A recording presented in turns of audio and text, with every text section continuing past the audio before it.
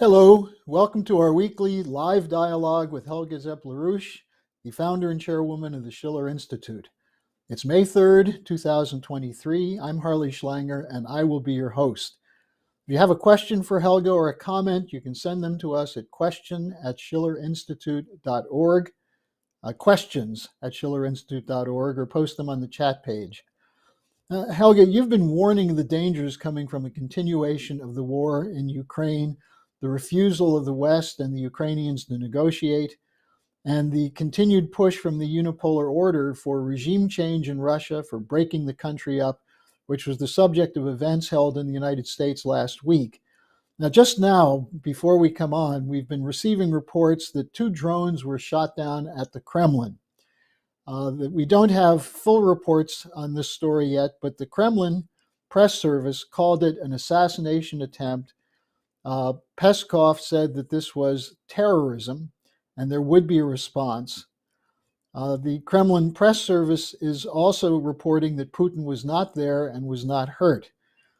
Now, we have as well from Ukraine side, the press spokesman for the president said that Kiev has no information. Podolyak, who's a hardcore war hawk, who's a top advisor to Zelensky, said there was no involvement of Ukraine in the attack. But Heroshenko from Mirotvodets, one of the leading war hawks inside Ukraine, is tweeting away madly saying it was anti-Putin Russia and they will target the May 9th victory parade in Moscow. So Helga, take it from there. What's your sense of this, and how is this part of this continuing danger? Well, it is obviously designed to create a pretext. The denial from Ukraine, that may be the case, but we should also remember that just last week there was several events in New York, I think in Washington and in Philadelphia, of an organization called the Post-Russia Forum, which is basically an organization which has been calling for splitting Russia into many pieces and calling for, quote, partisan sabotage inside Russia, which is another form of terrorism. So while it is obviously much too early, we just got the news before we started this program to make a definite assessment. But, it is very clear that this comes at a moment when, obviously there is a recognition that all this propaganda that Ukraine is winning, that Russia must lose the war on the battlefield, that is all not true. The leaks which came from, the Pentagon, which were published over from January to April 8th until it was made public, I think. There is a very interesting interview which our followers and viewers can look at. This is an interview done by Judge Napolitano with the former CIA agent Larry Johnson, who is part of the VIPs, the Veterans for Sanity in Intelligence. And, basically what Larry Johnson there says is that he has from sources, that's essentially the same underground network, or not underground, but, the network of military and intelligence people sitting in the institutions, in the military, in the intelligence services, who would have confirmed, who obviously fed also Seymour Hersh, who would basically have said that this comes from a general assessment that Ukraine is losing and that the air defense of Ukraine is zero. And that the conclusion of both of it is that the United States and NATO are heading for a total catastrophe, and that is basically an effort to change course. And then, Judge Napolitano brings in footage from a Senate Arms and Services Committee hearing, where Secretary of Defense Austin is testifying after, according to Larry Johnson, he knew about this assessment, that basically the majority of majors and colonels and lieutenant colonels are absolutely horrified about the coming catastrophe. Austin is saying, no, Ukraine has a good chance provided we keep providing them with all they need. And then Napolitano has another clip from General Cavoli, who is the commander of the U.S. forces in Europe, who basically says, no, the Russian military has not been negatively affected, basically contradicting Austin. Now, this is incredible, because obviously the implication of that is that if you keep the war going, despite the fact that the assessment is that the Ukrainians have essentially lost the war, what does that mean? It means you keep sacrificing the Ukrainian population, even the Ukrainian military, and in a certain sense, it just shows in the most brutal form that this is a war in which this is a proxy war in which the Ukrainians are just used as a pawn, up to the last Ukrainian, as it was said cynically already early in the war. So this is an absolute urgent, need to immediately stop this war, to come to the negotiations. There have been very important steps being made by Xi Jinping, who telephoned with President Zelensky, who initially said that he thought that this was a very productive discussion. And then one day later, Diarlov, who is the former head of MI6, went to Kiev, and then the advisor to Zelensky basically said, no, China has to first prove that they break with Russia before they can have a role in this. Clearly repeating what the British had done already a year ago in March 2022, when there was a chance to have negotiations, including on the side of the Ukrainians. And then at that time, Boris Johnson had gone to Kiev, and then the whole negotiation track was interrupted. So twice you have the open, blatant role of the British trying to interrupt the hopes for settlements through negotiations. So that naturally brings the question, who is behind this drone attack on the Kremlin? It can be that it's not the Ukrainians, but the question of who is trying to prolong the war, then the question of cui bono is a quite serious question one has to ask, and I think that this is really dangerous, and I think it should redouble all efforts by anybody who is trying to diffuse this before it's too late, like Pope Francis, who was just in Hungary for 3 days, and on the way back in the plane he told people that he was involved in some peace negotiations. He had met with the representative of the Russian Orthodox Church and the papal nuncio in Hungary. So, I think it really is a very serious escalation, and it just means, we must be all really mobilized, because this one little mistake, and this can go wrong, leading to a general nuclear war, and that would be the end of civilization, and that would, if it happens, the last program we ever had, because, civilization would stop. So I think this has to be taken extremely serious. But I think the revelations of the leaks from the Pentagon and the, in my view, quite reasonable and credible statements by Larry Johnson on the matter, that should be taken into account when you assess of who could possibly be behind this attack. Helga, I just received an email from someone who wanted to look a little more into what you just said about the Pentagon leaks. And they sent me this note that John Kirby, the spokesman for the Biden administration, the other day was asked about the leaks. And he said, This is information that has no basis in the public domain, or no business in the public domain. It has no business on the front pages of newspapers or television. It is not intended for public consumption and should not be sent out there, unquote. This is the administration making the case for censorship, isn't it? Yeah, well, and today we have accidentally the Day of International Freedom of the Press. And, I think there is no such thing anymore in the so-called rules-based democracies because, I just put out a statement today, with a call for the freedom of Assange, because, if there would be freedom of the press, then Assange would not sit in jail, Snowden would not have to hide out in Russia. And, honest journalism has almost completely disappeared from the mainstream media. And the whole thing is more about a control of the narrative.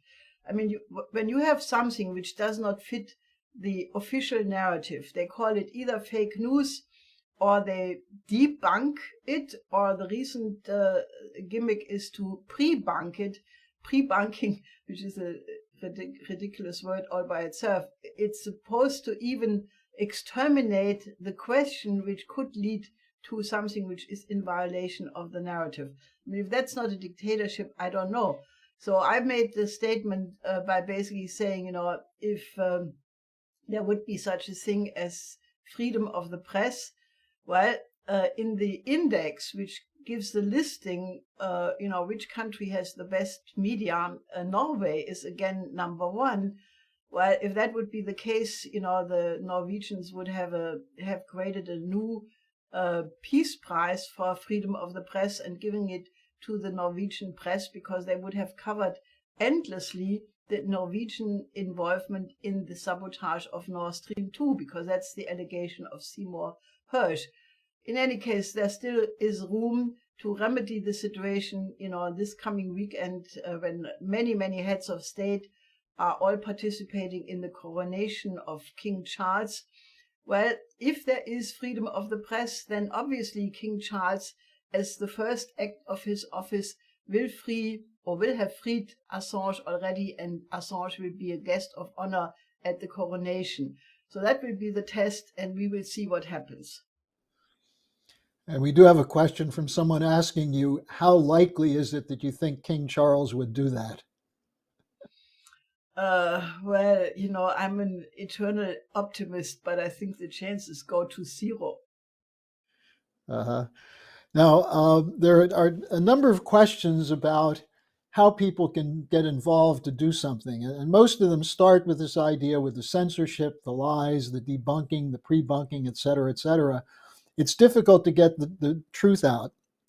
But we have from John Einarson, he says he'd like to see the world in a better place, see war, hunger, social injustice banned on our earth and space. How can we make this happen when political leaders have not been successful in doing this? And from Germany, we have a similar question. How can we win over well-known personalities for our cause? We don't expect help from politicians and media. What can we do? Well, I think we have done already quite a bit. If you look at the series of conferences the Schiller Institute conducted for the last 3 years, but especially since the war broke out, but really the last 3 years, the list of speakers is quite impressive. We had speakers in top diplomatic positions, government positions, former government officials, many other civic organizations, military analysts, So, I mean, what we are trying to do is just to increase the number of people who are trying to put a solution on the table. And the solution would be very easy. We are right now involved in basically a breakdown crisis of the neoliberal system. Today, the Federal Reserve may increase the interest rate again by 0.2.5%, which, given the absolute tenseness of the financial system and the banking sector, could lead immediately to another wave of bankruptcy of smaller banks and maybe even bigger banks, like we have just seen it in the case of the First Republic. So there is a renewed discussion internationally to implement Glass-Steagall banking separation, like what Roosevelt did in 1933. There is a renewed debate in Switzerland. It's not finished, despite the fact that the last vote just barely lost, but the debate is going on. In France, naturally, Jacques Cheminade is the key spokesman for that, but now also Mélenchon from the left is calling for Glass-Steagall. You have in the United States a renewed debate. So that would be relatively easy. And also the 4 laws of Linden-LaRouche would be easy if there would be the political will.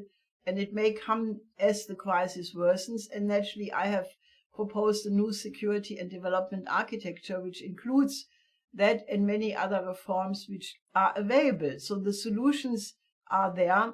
And what I would ask you, our viewers, is, just to help us to reach out to many, many more influential people, ordinary people, rekindle the peace movement.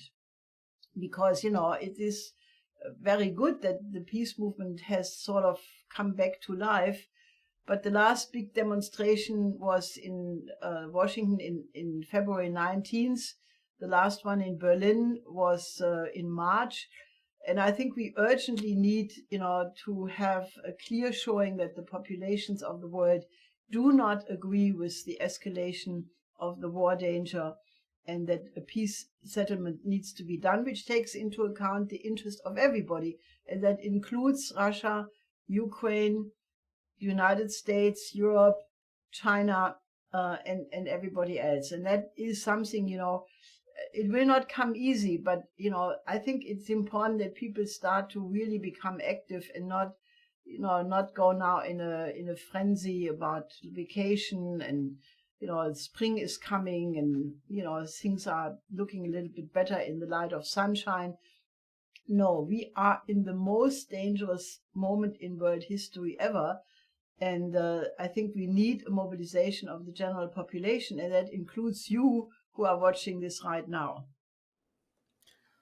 Well, you mentioned the panic in the banking sector. We have a question from Thomas Blumstein, who says, is it possible that developing nations can come together in an international debt conference and act to cancel the illegitimate debt they're being forced to pay? Isn't this possible now, given the alliance between Russia and China? Well, I think it is in the process of happening because, the need, this is not an arbitrary or, just a question of, pure will.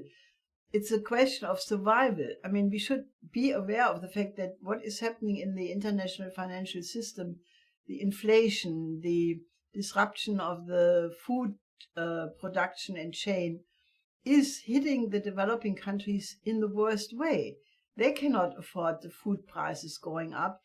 And I think it was the World Food Program, they just published new figures saying that in the last year, the number of people who are in immediate starvation danger increased by 65 million. The total figure is around 300 million people who are in acute danger of starvation. And naturally, the countries most hit are South Sudan, Somalia, Afghanistan, Haiti, and naturally, many other countries as well. So, there comes the point where it is just enough and, a debt relief is necessary. And, this is now eminently on the horizon because the de-dollarization has led to a situation where many countries are trading in their own currency already.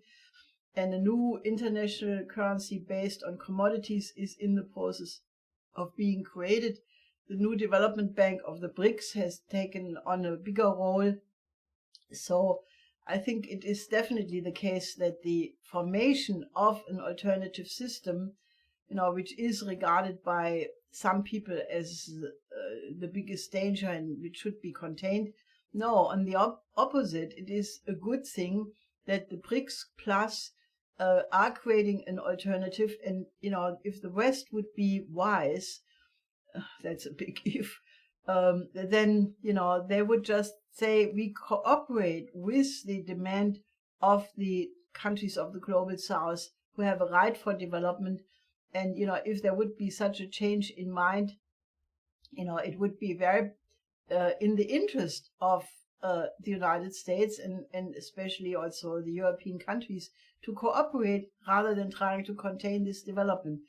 So, if there is not, a change of mind, and frankly, I think some people of the establishments of the West will never change because they are so married to their ideology, which is arrogant and stupid, that they will not change. But, the industry in Europe, for example, in Germany, there are many, not enough, but some CEOs who are now speaking out and basically say that, cooperation with China is essential.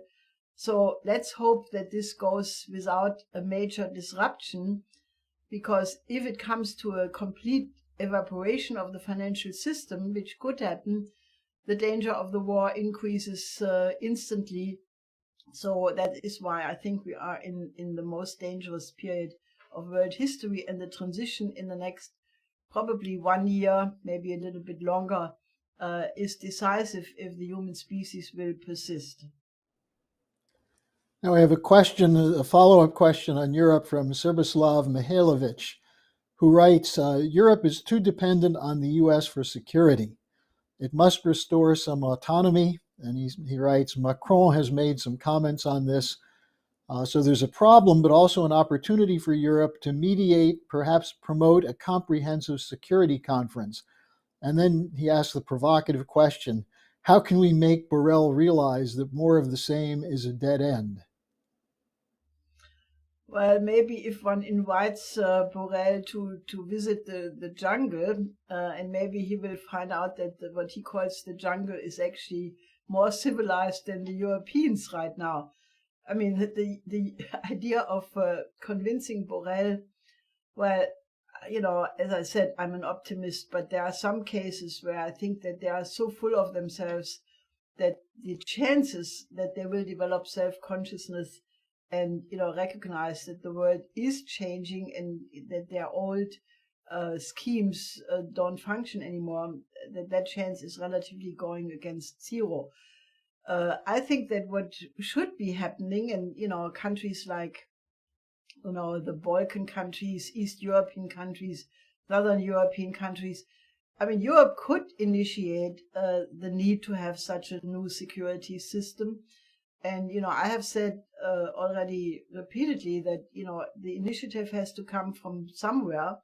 I mean, the Schiller Institute is trying to give the ideas and, provoke such a discussion, but it would be extremely helpful if some other think tanks would line up with the Schiller Institute, or some universities would, form, some partnership, or some smaller countries would just say, we start the discussion and we discuss how such a new security and development architecture could actually look like, and not leave the discussion to the mainstream media, because all they are trying to do is to suppress such a discussion. So I think, this is a period of breakout, of, really going for constructive solutions. And I think that the more people are doing that, the better. And I think this is a moment, where the words of Friedrich Schiller, which he wrote at the introduction to the history, to the fall of the Netherlands from Spain, where he said that, if people unite around a good plan, even the most horrible, or the arm of the most horrible tyrant can be bent down, and people can succeed if they unite for a good idea. And I think that that is exactly the spirit of the time which we have to evoke. Okay, now we have, by the way, I've neglected to mention again, if you have questions, send them to us at questions@schillerinstitute.org. We still have a little bit of time for your questions. Helga, here's one I'm not quite sure It's from Menashe in Zambia. And he asks, what are the economic and political motivations behind the decision to support military intervention? And how might these motives impact African states and the broader international community? I think he's referring to Sudan. I don't know that there was a decision to intervene, but there have been attempts to get a ceasefire there. So do you have more on the situation in Sudan? Well, obviously there are efforts right now. The last I heard was that there may be a chance to have a 7-day ceasefire. And, there are different efforts to mediate. One is coming from, Saudi Arabia, the United Arab Emirates, but then there's another one coming from the African states who basically say this is an African matter and other countries should not meddle. I mean, obviously, what is at risk here is that there are already, I think, more than 100,000 people who have fled. If the neighbor countries are faced with hundreds of thousands of refugees, I think the neighbor countries definitely want to cool the situation down. And, I heard, and I cannot totally confirm that one side is supported more by Russia, the other one more by the West. I think that all is a very difficult question to ask. I can only say that the only way how Sudan will come out of this crisis is through economic development. I mean, I have been in Sudan, in Khartoum, a couple of times. We had conferences proposing a conference for the neighbor countries of the Blue and the White Nile. And, this is Sudan is, besides Ukraine, the country which has the most fertile ground. The ground in Sudan is so fertile that all you have to put is water on the soil, and you could have 3, if not 4 harvests per year. However, under present conditions, this is not feasible because it's depending on the rain. Some years it rains and then the harvest is good. Other years it does not rain, then you have devastation. So obviously the development of infrastructure, of water management, of infrastructure leading to an industrialization and a mechanization of agriculture are the only way how you can stabilize the situation. And that can only be done in the context, with the neighbors and a general industrialization program for all of Africa. So I think that one can only hope that, the present increased self-consciousness of the African countries to work with China, which, all the Western politicians are running around like mad men and mad women in Africa telling them, don't talk to the Chinese, don't talk to the Russians. But the saying in Africa is, when you talk to the Chinese, you get an airport or a railway, and if you talk to the Europeans, you get a sermon and you get nothing. And if you talk to the Americans, you get some military operation. So I think, the question of economic development is more urgent than ever, and that should be definitely put on the agenda also to settle the Sudan crisis. Okay, now Helga, here's a question that we get a lot in the United States from people who are trying to figure out who's actually responsible for the crisis. The question is, why does the World Economic Forum and Klaus Schwab and Soros want to destroy America? The idea being that all these things are actually aimed at the United States. How would you answer that? Well, I think the problem is that the World Economic Forum, has a lot of participants from the Wall Street, Silicon Valley, military industrial complex, City of London, Frankfurt. In other words, the people who have been rigging the system for the last 50 years, starting with Nixon's decision to decouple the dollar from gold and introduce floating exchange rates, by deregulating the markets more and more, favoring speculation to the disadvantage of investment in physical production, so that the billionaires became more rich and more millionaires emerged and the billions of people became poorer. So I think that system is now really coming to an end.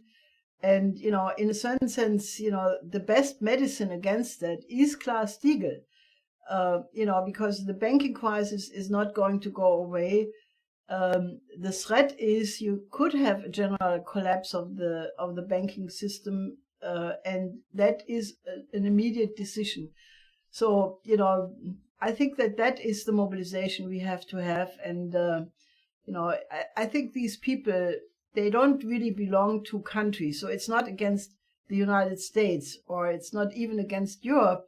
It's that you have a class of oligarchs who have no fatherland. They are basically, they don't have any interest in the people. Even if they're sitting in one country, they couldn't care less for the interest of the people. And, that is a system which is really outdated, and which, I think we will see that, it will come to an end fairly soon. And the only question is, will it be done in an orderly fashion by, introducing legislation in time, or will it lead to a disorderly collapse? But that system is finished. And we have a final question here. I'm going to paraphrase it a little bit. It's about the question of how food aid is essential. Of course, we have the World Food Program continuing to point out that sanctions and war and drought have severely devastated countries and cut food. And the question basically is, what's happening with the agreement on the grain from Russia and Ukraine? And could there be more efforts made to use the fertile soil in Ukraine and Russia to provide food to deal with this crisis? Yes, definitely. I think if there would be a negotiated peace, Ukraine could immediately start to double its food production, even beyond the pre-war condition. Europe could do the same. You have to basically stop this murderous policy of the European Union, which is being carried out by the respective governments, like the unspeakable coalition government we have in Germany right now, which I'm quite amused. I think last week, at least in the German webcast I did, I basically said this was the worst government we had since 1945. This week, Cicero, which is a magazine, a weekly magazine, they basically have an absolute attack on the policies of Habeck. The idea to force through a heating reform whereby 6 million people who own houses would be forced to buy warming pumps. I don't know if that's the correct English word for it, but in any case, to change the heating system to have the idea to reduce the CO2 emission. Now, what Cicero this week reports is that the effect of that would be to reduce German CO2 emission by 1.4% until 2030. Germany, since 1990, reduced the emission by 36%, and that is by far more than the United States, Japan, and France together. And in the same time, India and China increased the emissions by 360%.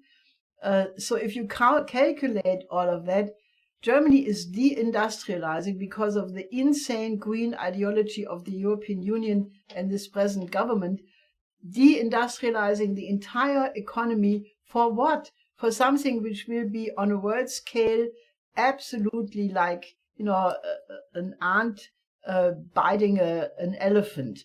The elephant will not even notice it, and the climber will not notice it. And it's a complete ideological effort to destroy industrial society, reduce population.